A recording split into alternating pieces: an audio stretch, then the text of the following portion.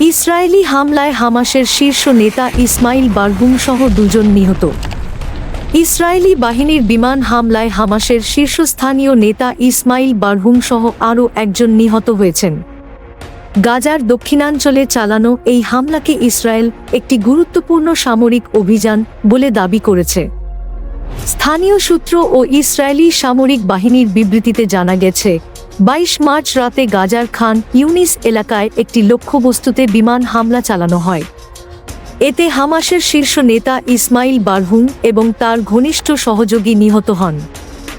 Israeli প্রতিরক্ষা বাহিনী IDF এক বিবৃতিতে জানিয়েছে, ইসমাইল বারহুম হামাসের সামরিক পরিকল্পনার সঙ্গে সরাসরি জড়িত ছিলেন এবং ইসরায়েলের নিরাপত্তার জন্য হুমকি তৈরি করছিলেন।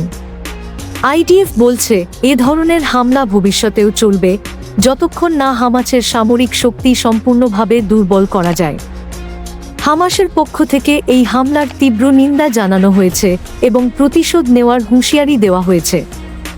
সংগঠনটির এক মুখপাত্র বলেছেন, আমাদের নেতাদের হত্যার মাধ্যমে ইসরায়েল ফিলিস্তিনি প্রতিরোধ আন্দোলনকে দমন করতে পারবে না।